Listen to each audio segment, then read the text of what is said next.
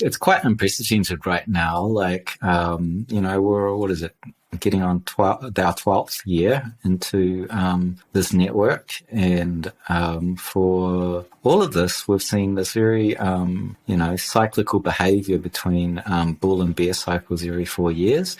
The halvening has had a lot to do with it, where every 4 years the miners' reward gets halved, and therefore the amount that they sell onto the market is reduced by half, and that produces this sort of bullish impulse to market. So we're currently in this bull market coming off a halvening, and most people are expecting a bear market into 2022 because that's the cyclical nature, the 4-year cycle of Bitcoin compared to maybe a 10-year cycle for macro markets. But what's interesting right now is that we're seeing a peak kind of reaccumulation by long-term investors. Whenever you see this level of reaccumulation by long-term investors, it's usually the fuel to drive another bullish rally, of multiple months. And so as we come into the fourth quarter of this year, we expected a very strong rally and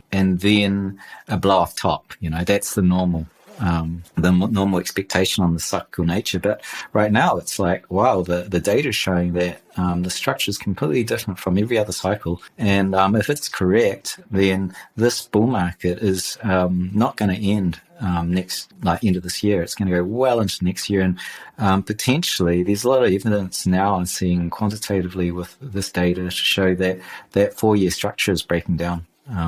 So we were locked into this kind of 4-year cycle, and perhaps now we're breaking free of the gravitational pull of this halvening impulse, and the demand and supply from investors and all the parts of the ecosystem are more predominant. And so in that regard, we might just continue to run up with these typically 50% pullbacks, which isn't much of a pullback if you've been in Bitcoin long enough. We're used to 80% pullback over a year. And we just had one of these 50% pullbacks, and, a consolidation of just barely over 2 months, and then we're off to the races again.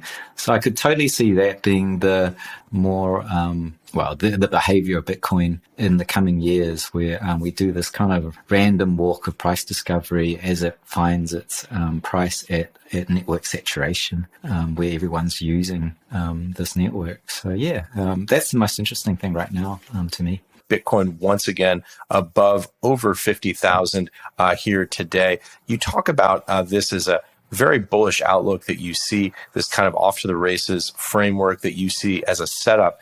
Give us a little sense, Willy, beneath the surface, what are the metrics that you're looking at to determine this, and how are you extrapolating that view? Okay, it's a real good question. I mean, when I look at the network, there's so many different metrics you can look at, and they all get used in different parts of the cycle. And currently, the most reliable metrics are all the views into demand and supply, both locally and in the macro sense. So, I'm looking at a chart right now in front of me, and it's looking at what the long-term investors are doing. And so, for example, I work with Glassnode, which does the raw on-chain data, and they process it, and it's a service that many people can use. I pull that in, and for example, they do a metric called liquid supply, and you can look at the blockchain, you can see the millions and millions of addresses, there's a multitude of addresses, and then they do the hard work of going, these addresses, who owns them? And they can cluster these addresses into what looks like entities, individual participants that have their wallets spread across all these addresses. And then they look at the interactions between them and the historical interaction. And this metric is very, very telling, because they can categorize the guys that buy. They buy without selling. They're 75% of their transactions are more Bitcoins coming in, very few leaving. And then they have another category, which is liquid and highly liquid. And those guys are more speculative. You look at their history and they buy and they sell and they trade. So we can kind of look at that movement between speculative hands and long-term holders. And obviously, as all the supply moves to the long-term holders, guys that do not sell, you create a huge supply shock.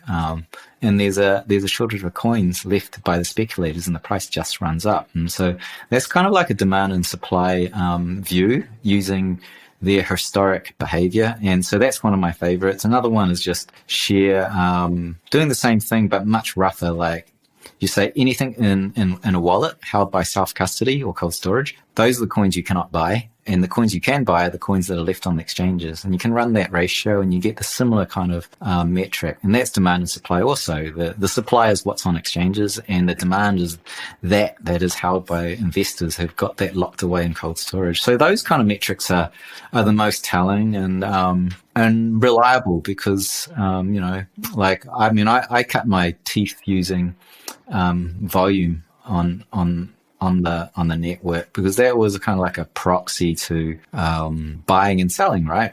There's a direct relationship. If I'm going to buy some coins off someone else, they're going to send it to me, and you can read that volume moving into my wallet as a trade. And so the more trades you get, the more investors are coming in. So you can look at volume as a proxy to the investment activity. And some of the early stuff was like based on that, like my first metric, which was the first signal for first on-chain signal for Bitcoin, was NVT, which just ran the ratio of that essential volume between investors and the market cap. And so very much like price earnings ratio, you have the share price and how much earnings that company had. You can run a ratio of its valuation. You've got now in Bitcoin land a valuation, the market cap of Bitcoin, and how much investment activity is going, which is the sheer volume moving between investors. And that became NVT ratio. And you can see oscillations, when it's high network activity by investors and very low valuation, then it's undervalued. So that's another thing we can do, but it's less reliable than this latest generation stuff, which it's like the network keeps changing. And when you look at sheer volume, you cannot see, like what we've seen in the last 4 years is a mass migration of transactions moving to behind the firewall of exchanges. And you cannot see what the investment activity is really happening inside those exchanges. So you're losing signal. And so, yeah, that's another thing around this on-chain field is it's constantly changing because the network's changing. We're now moving into an era where we have layers above the base chain, whether that be exchanges or, the popular thing right now is Lightning Network. So now there's a certain amount of transactions moving to that network that's above the base layer, which we cannot see. So those are examples where things change all the time, and you really need to understand what's happening with the network in order to account for it.